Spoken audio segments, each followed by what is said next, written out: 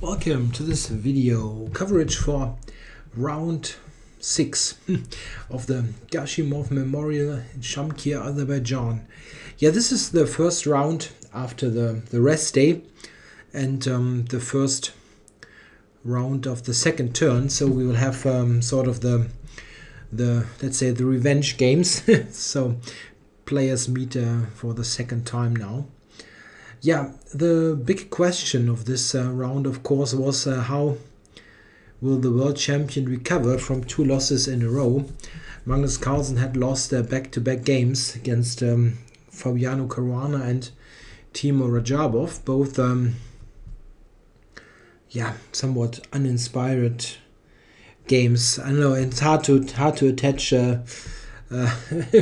something to that, how to describe the games, but he really didn't have his best of days. Okay, so for this round I'm again choosing a game by Carlsen, here playing black against Mamedyarov. In a way I feel a bit sorry that I do his games all the time. It's the 5th time out of 6 games, but really I thought that the games of the world champion were the most interesting in those rounds where I chose them. Yeah, today the 2 other games that I'm not going to cover, both are draws. We have Rajabov playing white against Kayakin. Rajabov chose a very let's say solid opening with the Juco Piano, the Italian game. And it looked like that Kayakin had equalized comfortably, but then he played a somewhat weird transposition to a rook endgame where he looked to be in a bit of trouble. I mean, at least he needed to be precise, being a pawn down. At the end, he managed to secure the draw. The other game that I'm not going to cover is Caruana as white. He played Nakamura. Nakamura surprised Caruana by playing the open Spanish, the open Ruy Lopez. Not a very popular opening line, but it's not bad at all, just a bit forgotten. And Nakamura got a draw at the end. For a while it looked like a bit tricky for him, but at the end a draw was agreed. Pretty fair result, I think. Both of the other games were interesting, but still the most important game of the tournament is the tournament of this round is the one that I'm going to cover here. How does Carlsen react to having lost 2 games in a row? Yeah, Mamedyarov, he's on -1 before that game and certainly wants a win. So with white, let's see what happens. Got a Nimzo, and Mamedyarov had played f3 before, but this time he's going for queen c2. Probably a wise choice in a way, because f3 is the move that Carlsen had faced so many times recently. He had it in the World Championship match against Vichy Anand. There he played d5. He had it against Nakamura in the Zurich tournament, where he was basically lost after he had chosen this line.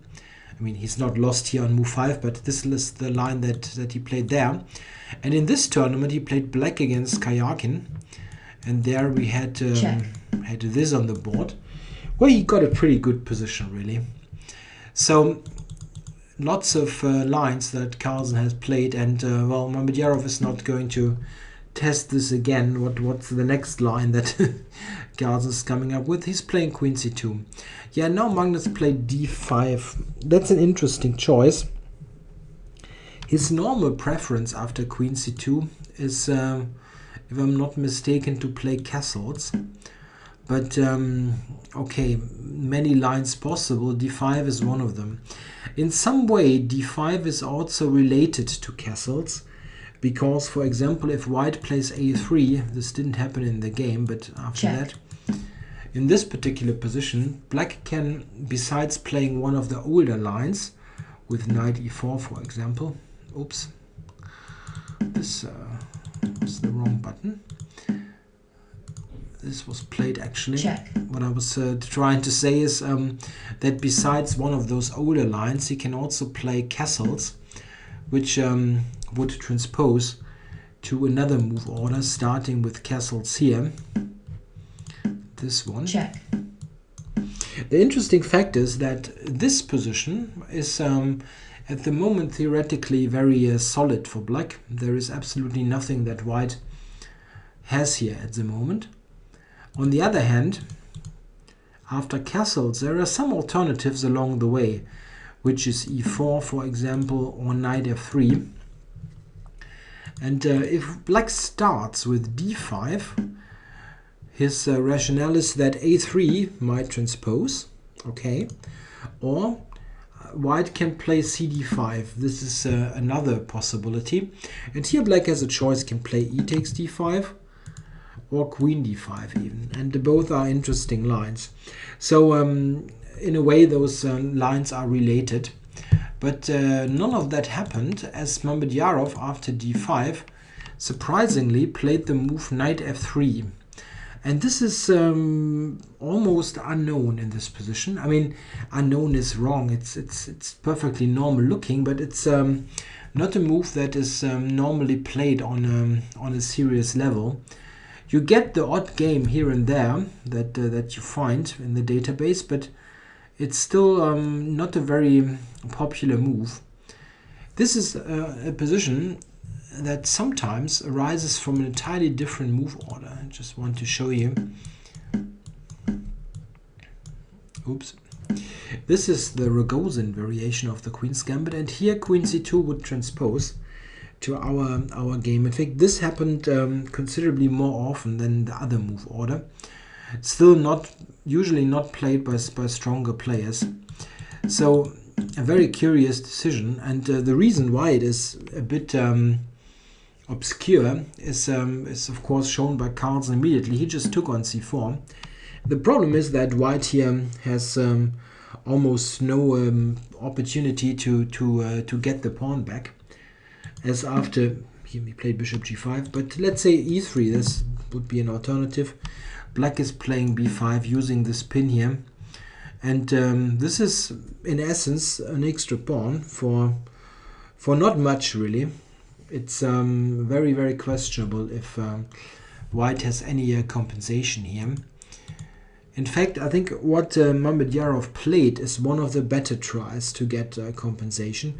e4 is also possible. e4, b5, a4, c6. This also is seen from time to time, mostly from different move orders. The problem, in a way, is that in this gambit style play that you see from time to time in the Slav and related lines, with e4, b5, this kind of moves, the queen is very early committed to c2 here, and it's not so clear that the queen really belongs there. If you think of the queen being on d1 and white having played some other useful move, the queen from d1 has some additional option. It can sometimes switch over to the king side, which from c2 is of course not possible.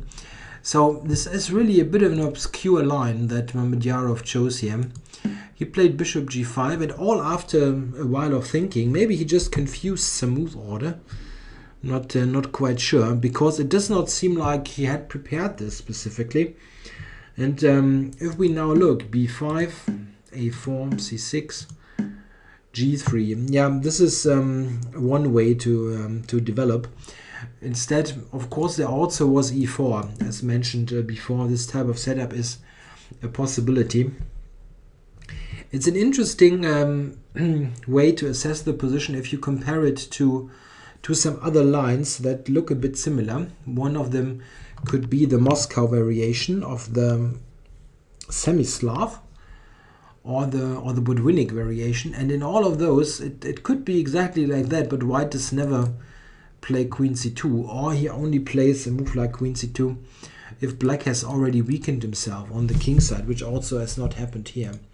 Yeah, I think g3 is what Mamedyarov played is quite a decent way to try to get compensation, as the bishop will be quite okay on the long diagonal. So the next couple of moves seem very logical. Yeah, queen b6, going out of the pin makes lots of sense. e4 played, a6, yeah, supporting the queen side, especially b5, rook d1, and here Carlsen played the move h6. This is maybe debatable if this is really necessary. I think he wanted to make sure that the bishop is retreating from g5. h6 can be a useful move. Very often it will be a useful move, but it can also be a weakness. After bishop e3, played castles. Yeah, and here we come to an absolutely key position in this game, where the upcoming proceedings really are initiated. Here white has to make a choice. What is he going to do in the center and on the king side? On the queen side, he's lost this pawn, and it's not apparent how he can get the pawn back, really. Very often in the Queen's Gambit or the Catalan, which this of course slightly resembles, you will get the pawn back in some way due to your pressure on the queen side. This is not going to happen here. White's compensation here is a bit fishy anyway, but if he's going for some concrete compensation, it will be in the center or on the king side. And yeah, what kinds of moves does white have? It's tough to imagine some sort of strengthening move here. You have got everything developed. You need to do something concrete, mostly in the center.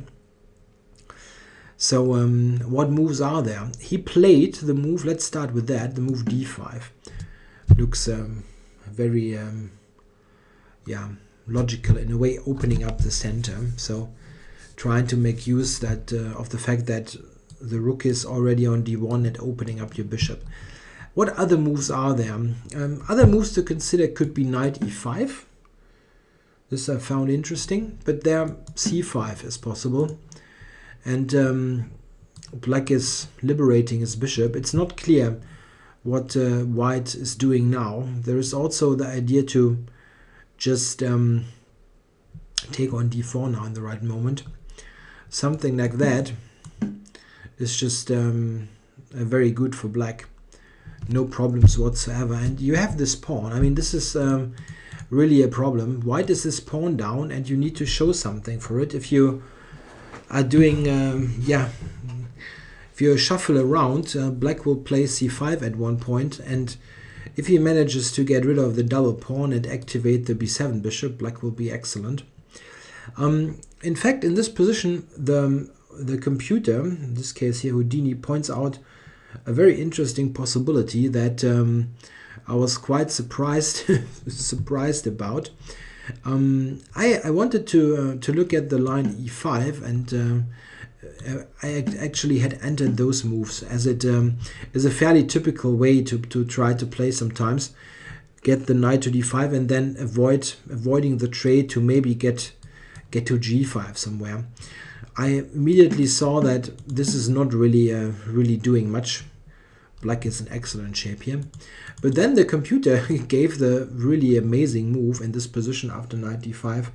It gave the amazing move bishop takes h6, which looks totally crazy at first, but is in fact a really good move.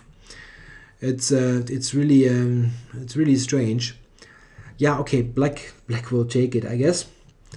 And then the move queen to d2. And the amazing thing is h6 is hanging, and there is also the idea to take on d5, attacking b4 and attacking the queen. So if black is playing a move to cover it, white can actually take here and get the piece back.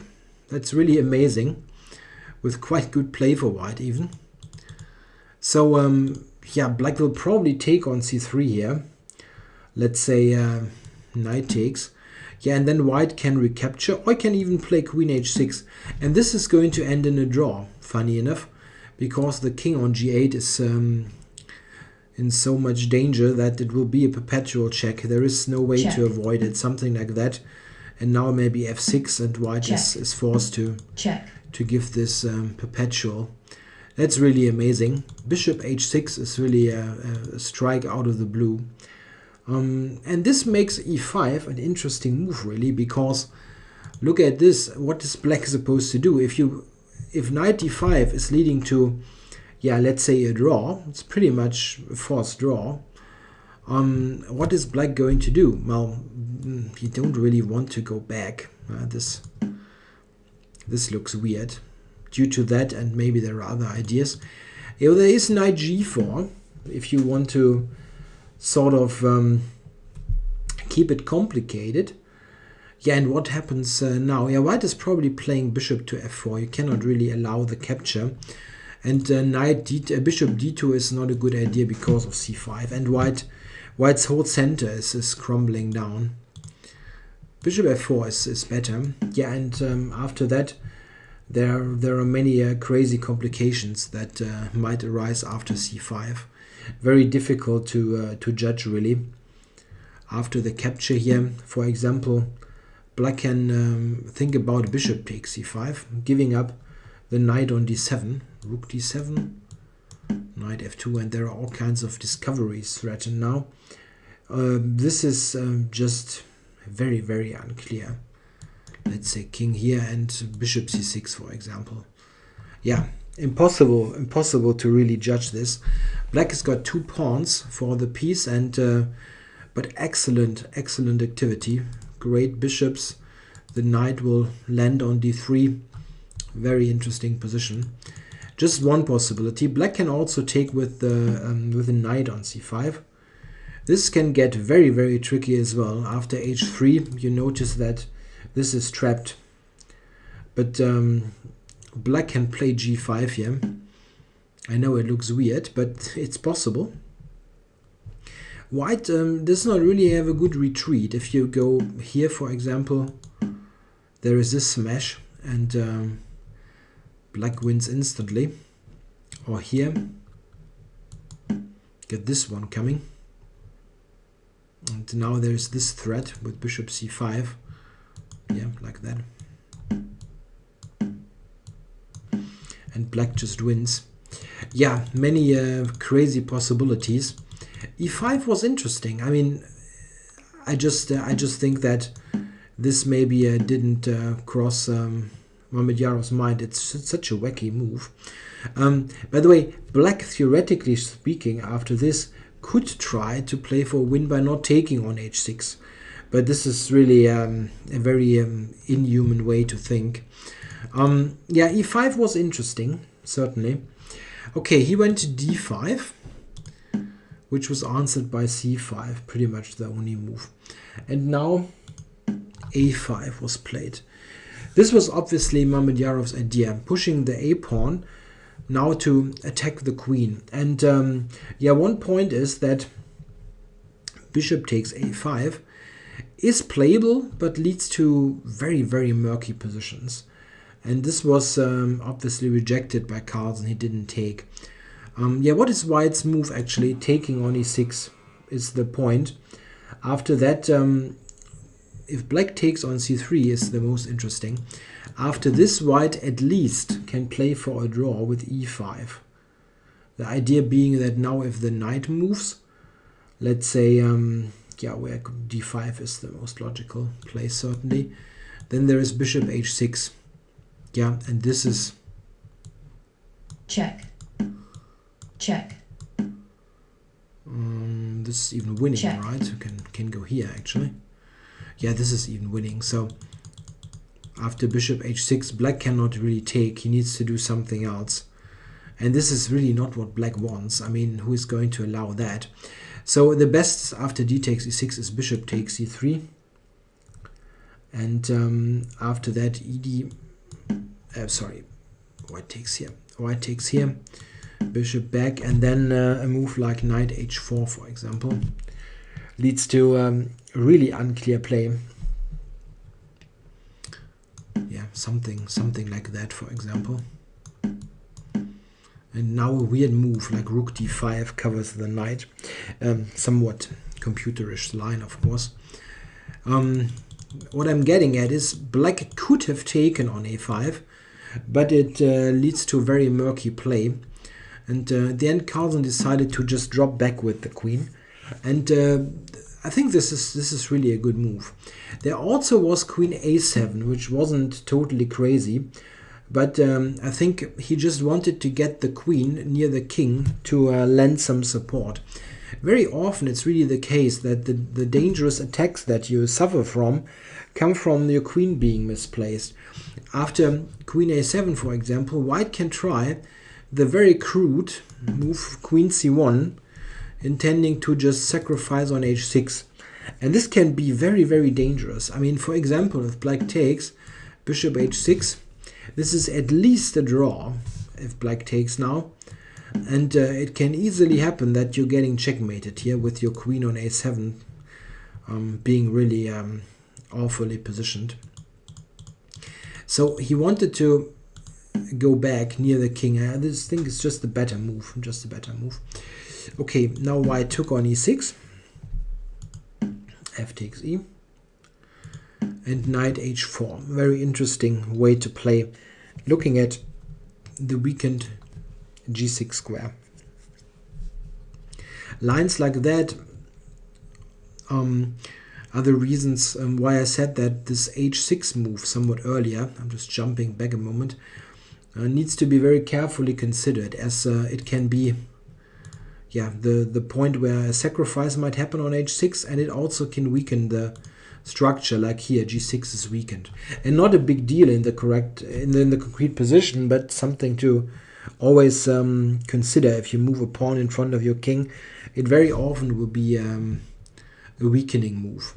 Okay, Carlsen now took on c3, which is, I think, a good decision. White, I think, could at some point maybe intend to play the knight back from c3, and it's not so clear what the bishop on b4 is doing then. Okay, you can argue that you can always take at some point, getting it back and so on, but if the queen is going to help on the king side, this is also not happening. So I think this is a good way to play. Just take it and queen e8. This is a good and very human decision. The queen is covering the sensitive square on g6 so that the knight cannot invade. And it just set up a pretty solid defensive formation. Black is still a pawn up. I mean, it's, I think, clear that white has some compensation for the pawn. It's not like a pawn down for nothing. But the whole way the game develops now is that white needs to be very precise with his attacking moves, while black needs to react, of course, accordingly. But I don't know, I feel this is somewhat easier to play for black even, because you have your defenses scheme, I think, pretty much mapped out. The queen is on e8, you will centralize your rooks, and what exactly is white going to do? I think Mamedyarov played it good at first, or well at first. He played f4, gaining space. Yeah, he could have played e5. You need to look at that.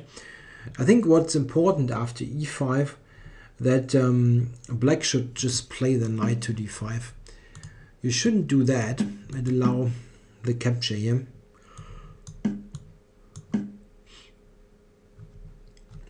This looks somewhat murky. You don't want your king weakened like that.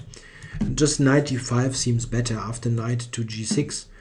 Black can just play rook f7 and then maybe at the right moment play knight to f8, exchanging the somewhat annoying piece here on g6. Yeah, f4 was played. I think this is fine. And rook d8, centralizing the rook. Yeah, note that knight g4 attacking the bishop is not leading to too much. White can just retreat it to c1 and maybe kick the the knight on with bishop h3 or pawn h3. It's a bit of a lone warrior here on g4. It's not supported or connected to any other piece. Rook d8 is a good centralizing move. And now, nevertheless, h3 was played to cover g4. Okay, rook f7. Yeah, this is also fine. It prepares knight f8 if necessary. Maybe the rook can double on the d file. Yeah, and now the next couple of moves I think are very crucial. Mamedyarov now played the move rook to d6. After that, yeah, it's very tricky to analyze the position, as there are various possibilities. I mean, White's compensation in a way lies in the fact that he's got 4 against 3 on the king side, so he has ideas with pushing those pawns forward, gaining space, and ultimately getting an attack against the king. But it's not so easy to do, really, to time this advance correctly. Black has 4 against 2 here on the queen side.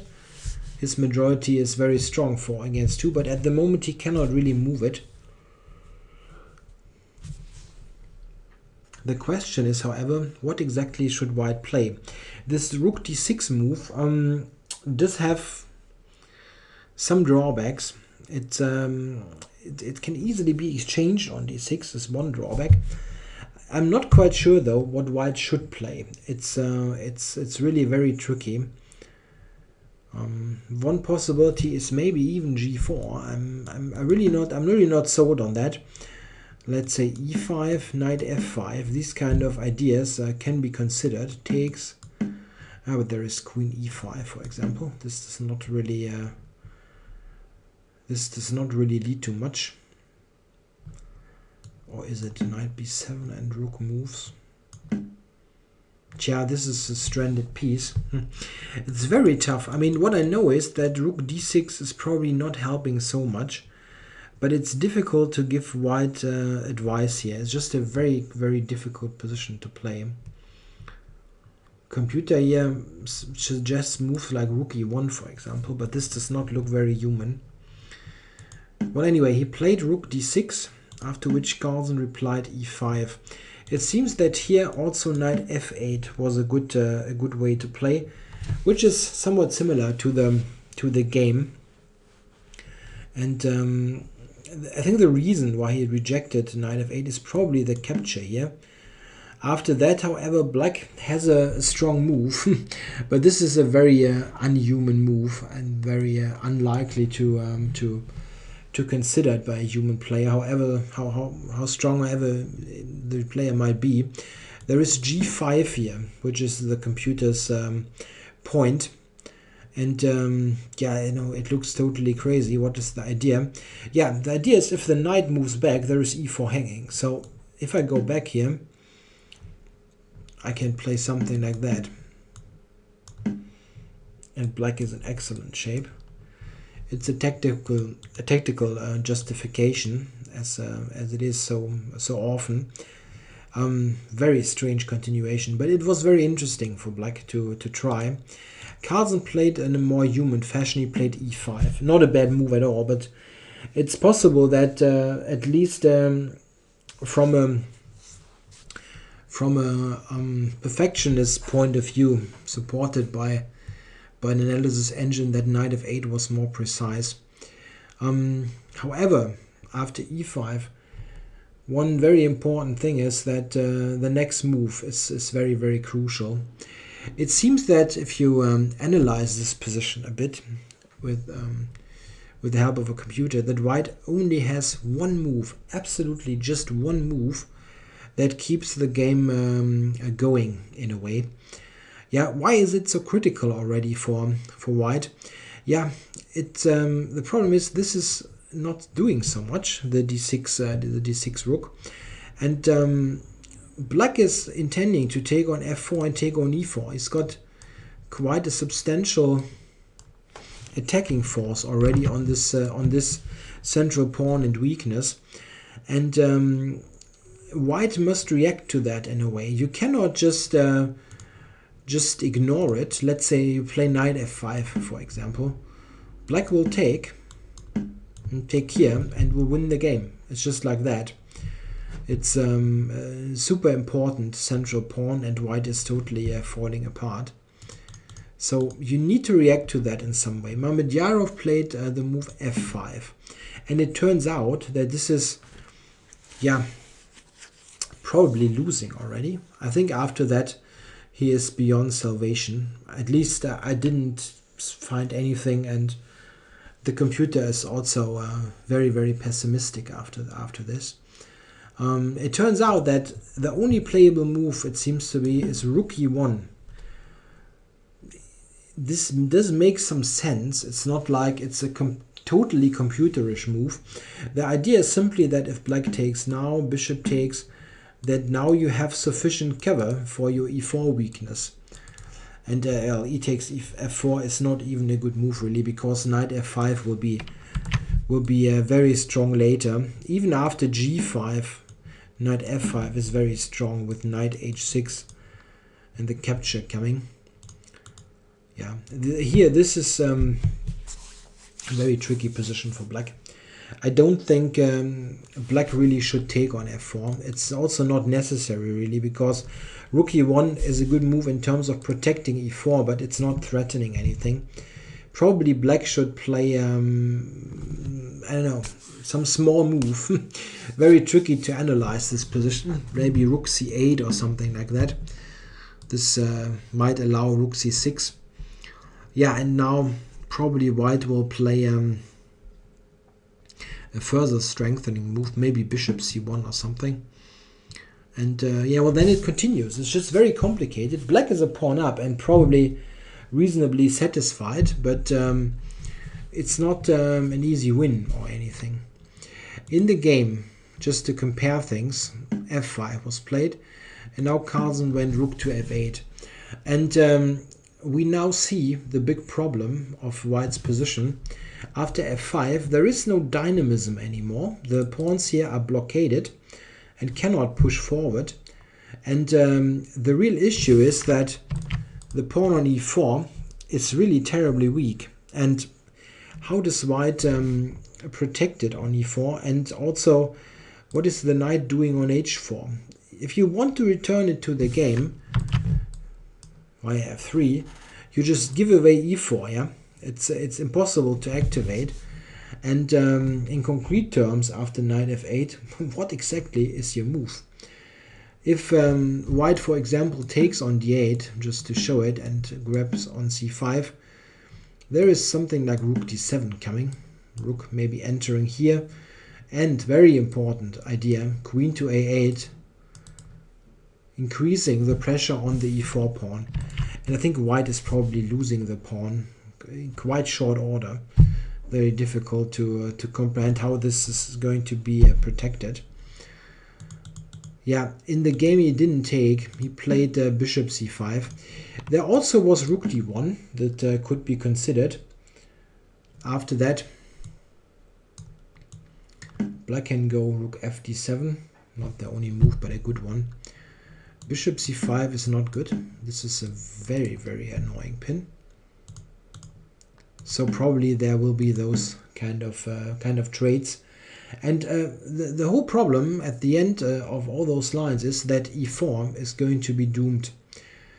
Various ways to do that. Let's say something like that, and then queen a8 will win the e4 pawn ultimately. Yeah, he played bishop takes c5. After that, capture and rook d7. Of course, the rook is strong on the d file. It can maybe invade on d3. And the next move might be queen a8 to get to the e4 pawn. Or if white retreats, let's say here, there is this strong move. Not this arrow. Aiming for g5 with the knight. And then we have a very funny picture with all minor pieces attacking the weakness on e4, and this is not in any way defensible. Yeah, well, this was played, the capture. Carlsen just recaptured. Yeah, and now, what is white's move? It's really a bit of a problem. You can never really move the knight. I mean, back, if you go to g6, for example, yeah, with the win of a tempo, then check. This is happening, of course. And let's say king h2. Yeah, rook d3 coming. Tending queen here. And well, e4 now is hanging. So rook d1. There is just this move. And it's just terrible for white. f5 was really a really big mistake. Now white has absolutely no play. He went rook d1. Check. Queen c5 check. King h2. Yeah, and here there's only one move that needs to be found here. Bishop takes e4. And this is what Carlsen played. And after that, Mamedyarov resigned the game. So, a win for the world champion. A very, very important win, of course. After 2 losses in a row, he managed to bounce back with a win. Very good sign for his fans, of course, after those 2 not very good looking losses. I mean, okay, losses are hardly ever very great, but they were really not really good games. So a good sign for Carlsen that he managed to bounce back with a win. Yeah, in the concrete position here, why did Mamedyarov resign? Yeah, okay, well, bishop e4 you need to play, and then there is this intermediate move here on d1, and knight takes. Yeah, and now there is this big threat, queen f2. Black is a pawn up, and white simply does not have a move. He can play something like that, defensive move. And now the only thing that you need to be aware of is that something like that, which looks nice at first, is not working. Check. But blundering a piece. You can play something like that first. And then just slowly realizing a black's advantage. There is even something like that. There's an e-pawn. Oops. Oh, this was bad. There is an e-pawn that you can use, and also potentially you have b4 at some point to free the c-pawn before another passer on the queen side. So a rather convincing win here with black, while Mamedyarov really yeah, I'm not sure about the opening choice. It looks like he somewhat stumbled into this type of position, and of course he got some practical chances out of it, but it sort of felt like white needed to be very, very precise, and at the end, after e5 here, this f5 move really was a big problem. He played this rather quickly, as we see here, and it seems to almost lose the game. It was hard to figure out maybe in the game how bad it was, but still after that there is not much to hope for. Rook e1 was still quite a playable position. Okay, I hope you enjoyed the coverage here for round 6. I'll be back tomorrow for round 7 coverage. Note that this will have the game Nakamura with white against Carlsen, and considering the history of those players, I mean, I cannot remember a game between the two that was in any way dull or uninteresting, so we can look forward to that. Hikaru certainly wants his first win against the world champion, and this is of course also a chance for Carlsen maybe to get in yet another win, to make it a total roller coaster. Okay, looking forward to that. Okay, thanks for watching.